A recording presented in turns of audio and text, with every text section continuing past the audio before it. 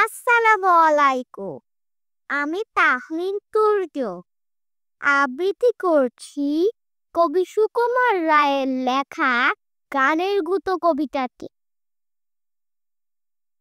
গান ধরেছে গ্রীষ্মকালে ভীষ্মলোচন শর্মা আওয়াজ খানা দিচ্ছে হানা দিল্লি থেকে বর্মা। গাইছে ছেড়ে প্রাণীর মায়া, গাইছে তেরে প্রাণপণ, ছুটছে লোকের চারদিকে, ঘুরছে মাথা বন্ধ, মরছে কত জখম হয়ে, করছে কত ছটপট। বলছে কে প্রাণটা গেল, গানটা থামাও ছটফট।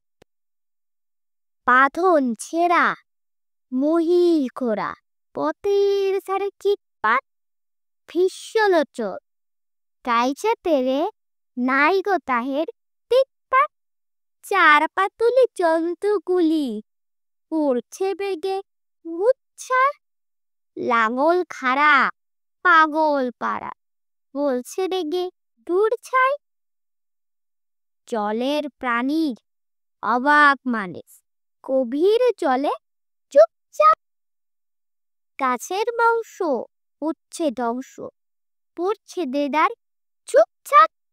শূন্য মাঝে খুরনা লেগে ডিমবাজি খায় পক্ষী, সবাই হাঁকে আর না দাদা, গানটা থামাও দক্ষী।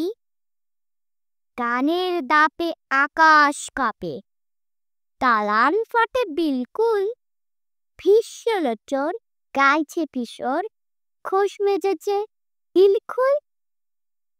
এক গেছিল পাগলা ছাগল, এমনি সেটা ওস্তাদ, কানের তালে শিং বাগি মারলে গুতো পশ্চাৎ।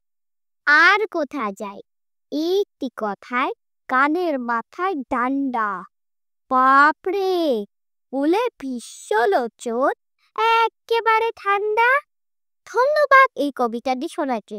আশা করি এই কবিতাটি আপনাদের ভালো লেগেছে। আবার একটি মজার কবিতা নিয়ে আপনাদের সামনে হাজির হব। ততক্ষণ পর্যন্ত আপনারা ভালো থাকবে। Bye bye.